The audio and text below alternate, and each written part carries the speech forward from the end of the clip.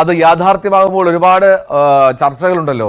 ആ ചർച്ചകളിൽ നേട്ടം അത് ആർക്കാണ് എന്നുള്ള ഒരുപാട് ഈ സംവാദങ്ങൾ സമൂഹ മാധ്യമങ്ങളൊക്കെ നടക്കുന്നുണ്ട്. സമൂഹ മാധ്യമങ്ങളിൽ മാത്രമല്ല, രാഷ്ട്രീയ രംഗത്തും. അപ്പോൾ ആ നേട്ടം അത് ഏതെങ്കിലും ഒരു രാഷ്ട്രീയ പാർട്ടിക്ക് മാത്രം അവകാശപ്പെട്ടതല്ല എന്ന് പറയുകയാണ് ഏലിയാസ് ജോൺ. ദശാബ്ദങ്ങൾക്ക് മുൻപ് തുറമുഖം യാഥാർത്ഥ്യമാകുന്നതിന് വേണ്ടി പ്രയത്നിച്ച ഒരുപാട് പേരുടെ അധ്വാന ഫലമാണ് വിഴിഞ്ഞം പദ്ധതി. അനുബന്ധ മേഖലകളുടെ വികസനം കൂടി എത്രയും പെട്ടെന്ന് പൂർത്തിയായാൽ മാത്രമേ തുറമുഖം കൊണ്ട് സംസ്ഥാനത്തിന് ഉദ്ദേശിക്കുന്ന നേട്ടം കൈവരിക്കാൻ കഴിയൂ എന്നും തുറമുഖ വിദഗ്ധൻ കൂടിയായിട്ടുള്ള ഏലിയാസ് ജോൺ പ്രതികരിക്കുന്നു. വിഴിഞ്ഞം കേരളത്തിൻ്റെ കുഞ്ഞാണ്, ഇന്ത്യയുടെ കുഞ്ഞാണ്, അങ്ങനെ പറയാൻ പറ്റുള്ളൂ. അല്ലാതെ ഏതെങ്കിലും ഒരു രാഷ്ട്രീയ പാർട്ടിയുടെയോ ഏതെങ്കിലും ഒരു ഗവൺമെൻറ്റിൻ്റെയോ മാത്രം എന്ന് നമുക്ക് പറയാൻ പറ്റില്ല.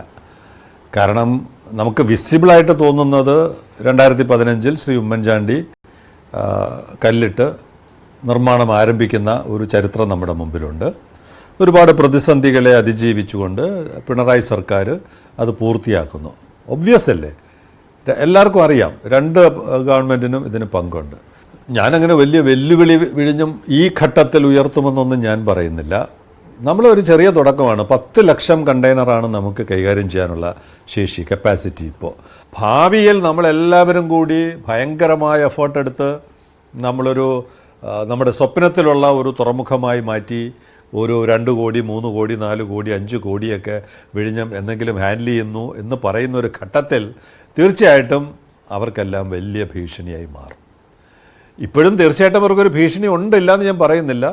ഇന്നിപ്പോൾ വന്നിരിക്കുന്ന 2000-ഓളം കണ്ടെയ്നറുകൾ വിഴിഞ്ഞമില്ലെങ്കിൽ ഇത് കൊളംബോയിൽ ഇറങ്ങേണ്ടതാണ്, അല്ലെങ്കിൽ സിംഗപ്പൂരിൽ ഇറങ്ങേണ്ടതാണ്.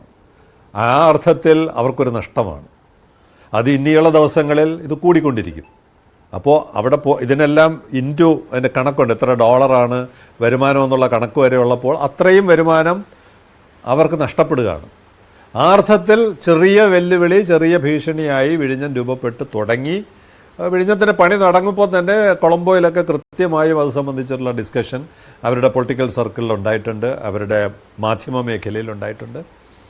സിംഗപ്പൂർ ഇത് കാര്യമായിട്ട് പരിഗണിക്കുന്നുണ്ടോ എന്ന് എനിക്ക് തോന്നുന്നില്ല. സിംഗപ്പൂരിന് അവർക്ക് അറിയാം, അവരുടെ ഗെയിം അവർക്ക് കളിക്കാൻ എങ്ങനെ കളിക്കണമെന്ന് അവർക്ക് നന്നായിട്ട് അറിയാം. ഇത് എഫക്റ്റ് ചെയ്യാൻ പോകുന്നത് ഗ്രാജ്വലി, ഇമ്മീഡിയറ്റ് ആയിട്ടല്ല, ഗ്രാജ്വലി എഫക്റ്റ് ചെയ്യാൻ പോകുന്നത് ദുബായിയും കൊളംബോയും ആയിരിക്കും.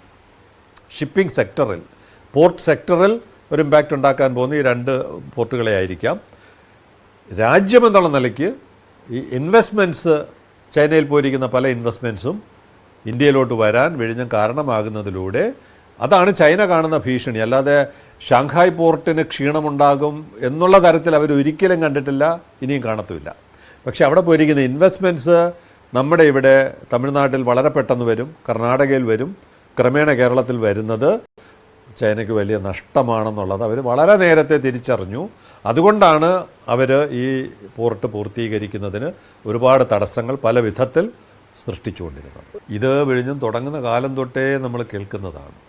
വല്ലാർപാടം പോലെ ദുരന്തമായിരിക്കും വിഴിഞ്ഞം എന്ന് ഒരുപാട് വേദികളിൽ അതിന് മറുപടി പറയാൻ ഞാൻ കാരണമല്ല, ഞാൻ ഇടവന്നിട്ടുണ്ട്. എനിക്ക് ഒരിക്കലും നമുക്ക് വല്ലാർപാടവും വിഴിഞ്ഞവും താരതമ്യം ചെയ്യാൻ പറ്റില്ല. വല്ലാർപാടം എന്ന് പറയുന്നത് ഒരു ഗേറ്റ് വേ പോർട്ടാണ്. എന്ന് പറഞ്ഞാൽ മലബാറിൽ നിന്നോ മൈസൂരിൽ നിന്നോ ബാംഗ്ലൂരിൽ നിന്നോ തിരുപ്പൂരിൽ നിന്നോ ഉള്ള കാർഗോ കയറ്റിവിടാവുന്ന ഒരു തുറമുഖമാണ്. അതുപോലെ അവിടെ വരുന്ന കാർഗോ ഇതുപോലുള്ളവർക്ക് എത്തിക്കാം. ഒരിക്കലും വല്ലാർപാടം ഒരു ട്രാൻസ്ഷിപ്മെൻറ്റ് പോർട്ടല്ല. തെറ്റായ ചില വ്യാഖ്യാനങ്ങളുടെ അടിസ്ഥാനത്തിലാണ് ഇന്ത്യയിൽ ആദ്യത്തെ ട്രാൻസ്ഷിപ്മെൻറ്റ് പോർട്ടായിട്ട് വല്ലാർപാടത്തെ ചിത്രീകരിക്കുന്നത്. വല്ലാർപാടം ഏറ്റെടുത്തവരും വിഴിഞ്ഞം വരാതിരിക്കാനാണ് വല്ലാർപാടം ഏറ്റെടുത്തത് എന്ന് പോലും ഇന്ന് എല്ലാവർക്കും വ്യക്തമായി കഴിഞ്ഞു. ഇപ്പോൾ അവർ 16 മീറ്റർ ആഴം കൂട്ടാനൊക്കെയുള്ള നടപടികളുമായിട്ട് പോകുന്നു. നല്ല കാര്യമാണ്. ഇന്ത്യയിലെ ഒരു പോർട്ട് കൂടുതൽ എഫിഷ്യൻ്റായിട്ട് പ്രവർത്തിക്കുന്നത് വളരെ നല്ല കാര്യമാണ്.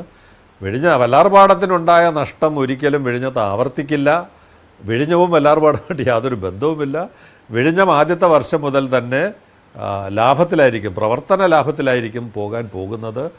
സൂചനകൾ അതാണ്. ഏതെങ്കിലും ഒരു പോർട്ടിൽ പ്രവർത്തനം തുടങ്ങുന്നതിന് മുമ്പ് 4 കപ്പലുകൾ ലോകത്തിൻ്റെ വിവിധ ഭാഗങ്ങളിൽ നിന്ന് വരുന്ന ഒരു അനുഭവം ഈ കഴിഞ്ഞ 30 വർഷത്തിനിടയ്ക്ക് എൻ്റെ അറിവിലില്ല.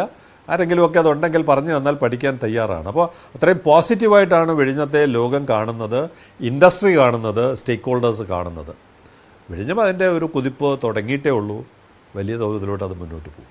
അനുബന്ധ സൗകര്യങ്ങൾ ഒരുക്കേണ്ടത് ഗവൺമെൻറ്റാണ്. ആ ചോദ്യത്തിന് മറുപടി പറയാൻ ഞാൻ ബാധ്യസ്ഥനല്ല.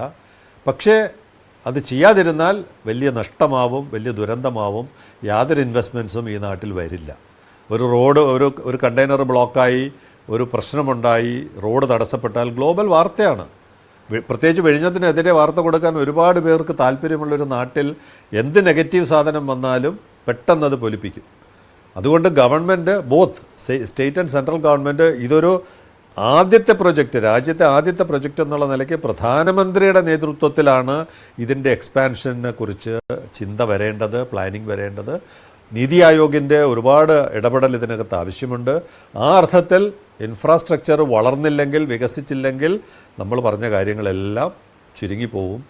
ഈ ഗവൺമെൻറ് 5500 കോടിയോളം രൂപ കേരള ഗവൺമെൻറ് കൊടുത്തിട്ടുണ്ട്. അത് തിരിച്ചു കിട്ടാൻ യാതൊരു മാർഗവുമില്ലാതായി പോകും. അതാണ് ഇൻഫ്രാസ്ട്രക്ചർ രംഗത്ത് ഇത് വരേണ്ടത്. ലാഭം കരാർ അനുസരിച്ച് പ്രവർത്തനം തുടങ്ങി 15ാമത്തെ വർഷമാണ്. ലാഭത്തിൻ്റെ 1% കിട്ടേണ്ടത്. അതിനെക്കുറിച്ചൊന്നും ഞാനിനി ചത്ത പിള്ളയുടെ ജാതകം ഞാനിനി പരിശോധിക്കുന്നില്ല. അതൊക്കെ വലിയ നഷ്ടക്കണക്കുകളാണ്. അതൊക്കെ മറക്കാൻ ശ്രമിക്കുന്ന ഒരാളായിട്ടാണ് ഞാനിപ്പോൾ ഈ വിഷയത്തെ കാണുന്നത്. ഏലിയാസ് ജോൺ ആണ് പ്രതികരിച്ചത്. തുറമുഖ വിദഗ്ധനാണ്, മാധ്യമപ്രവർത്തകനാണ്. അപ്പോൾ എന്തായാലും അദ്ദേഹം സൂചിപ്പിച്ചതുപോലെ നമ്മൾ ഭാവിയിലേക്ക് മുൻകൂട്ടിയുള്ള പദ്ധതികൾ ആലോചിച്ച് വെച്ചില്ലെങ്കിൽ അത് വലിയ നമ്മൾ ആഗ്രഹിക്കുന്ന തരത്തിലുള്ള ഒരു പുരോഗതി ഉണ്ടാകുമോ എന്നുള്ള സംശയം അദ്ദേഹം പ്രകടിപ്പിക്കുന്നു. പക്ഷേ അപ്പോഴും മറ്റ് തുറമുഖങ്ങൾക്ക് ഭീഷണിയായി തന്നെ നിലനിൽക്കും വിഴിഞ്ഞം എന്നുള്ള കാര്യത്തിൽ സംശയവുമില്ല. വിഴിഞ്ഞം